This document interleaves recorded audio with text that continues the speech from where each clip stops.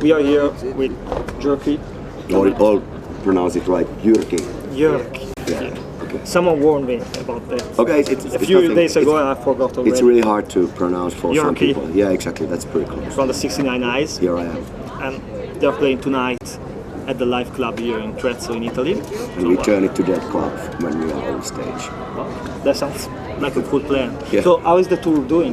It's a fantastic tour. It's exactly what is happening at the moment in music. You know, like hardcore superstar, crash diet. I mean, come on, you can't get better bands than that. And I'm a big fan of both bands, and it's fantastic to have a tour with those bands. And I think the overall vibe. Okay, the 69 Eyes are the darkest element on this tour. But like you know, our past is in glam rock and we're pretty sleazy anyways. So this is exactly what's going on in rock music at the moment. I mean, it's time to have a good time, have nothing but the good time really. And I mean, that's what this tour is all about. It's like really old school tour. I mean, this is the European version of like Mötley Crüe and Poison and New York Dolls tour. So I guess we are the Dolls here. Okay. We go like that. But I mean, Do you mean for age? yeah, I guess reasons? so. Yeah. We are the 60-year-old. Well, that's cool. What has been the loudest crowd so far before Italy? The loudest. Yeah, it is really. I think London. I think London was pretty loud, and I think London. Well, that's fine. Well, Yeah. There's a lot of people there. And Yeah. how do you, since it's a co-headline tour, and I think in London you were headlining. Yeah. How are you deciding who is going first and who is going last? Well, it's just like I wouldn't mind us to play as, you know, like in Sweden as we are at these two bands home ground. I think the 69 Eyes will open up the show, and here in Italy it's time for Hardcore Superstar to end the show, and meanwhile in Germany I guess we've sold like one record more or something, so it seems like we are playing like the last band. But it doesn't really matter at all. Yeah, I see you're playing the same time. And basically it's, I think even like all the fans come to see all three bands. It's not like the usual metal lineup when there's like 5 bands and you arrive to see the half set of the second last band and you want to see Megadeth only. Yes, I see. So you know, it's like everybody wants to see all the bands.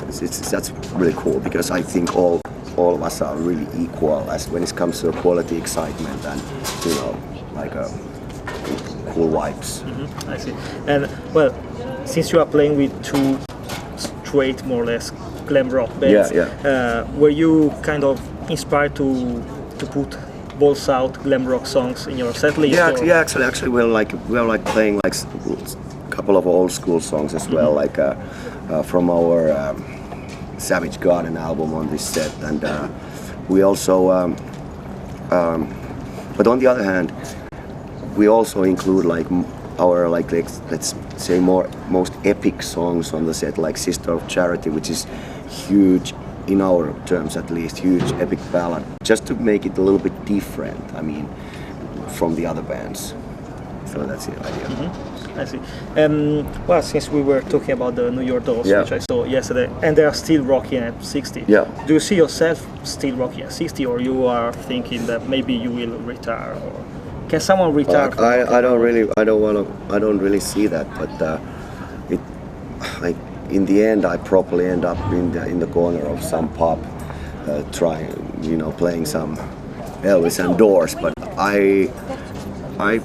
I'm planning to do something else as well. I mean, we all got only 9 lives, so I think I've lived like one of them already. So I don't know.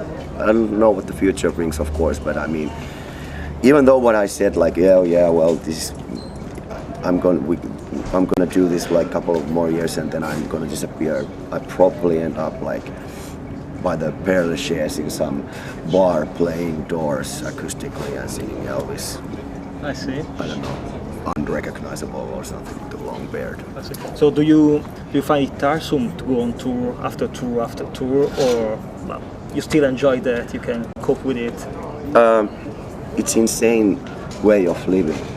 I've been doing this over 6 years now, like every every year there's like we are doing at least European tour, and then we are playing somewhere Far East or something, so or South America. So we at least nobody can ever say that we didn't try.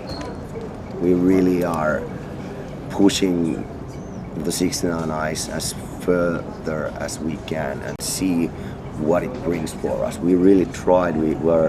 We're playing, do it for fans. For instance, this tour, like we're not promoting anything.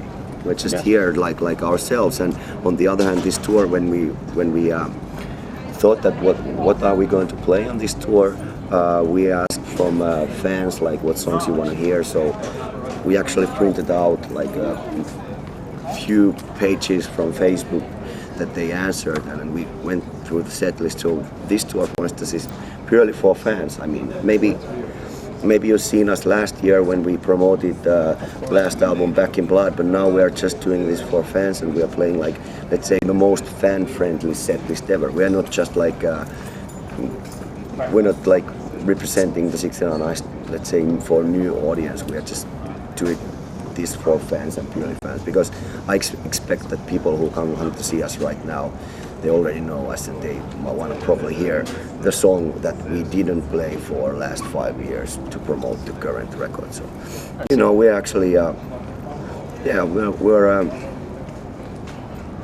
we're doing our best in every kind of way. Mm-hmm. Well, you've been together as a band for 20 years. I think it's 22 this year. Yeah. I meant to say without lineup changes, which was a slight lineup change 20 years ago anyway. Yeah, exactly. So, what's the secret behind that? Because it's really an achievement. I don't know. Let me say, it's maybe 20 years. Seriously, maybe we are just like a kind of stupid people or something. Because at some point, I just realized that it's if you have a metal band, well, we are not metal band, but in general, if you have a metal band, you are supposed to change every member now and then to keep it exciting, I guess. But that wasn't fashionable when we started. We loved the Ramones or Rolling Stones, who basically have nearly the same lineup. So I don't know. I have no idea what you know. We just maybe we had cursed or doomed. This goes on and forever and ever. Yeah, cursed to stay together forever. Yeah. I mean, I haven't checked out, but at some point I have to check out if we are like older than the Ramones. I mean, we are like, you know, like even we are older than New York Dolls as a band. I mean, they played like some 4 years, and now they have played like 3 years or something like that. So, you know, like it's crazy because we just go on. So I don't know. I can't think of any band that's been together 20 years. Let's not like talk that. about it. That actually, well, yeah. That's no, like, no. I don't know if I'm happy about it or not. Oh, okay. It's crazy. Well, they say, anyways, it's super crazy, but it's of course it's fun too. Well, they say that being in a band is like being in a marriage. Yeah. So, that's probably the reason that I'm the only guy in the band who is not married. So you are keeping the faith through and staying faithful to the band. Yeah, exactly. I see. Oh well, I guess that was the last question for you for tonight. I'll be seeing you later on on stage. I'll be taking photos. So. Okay. Thanks a lot for your time. Thank you. Goodbye.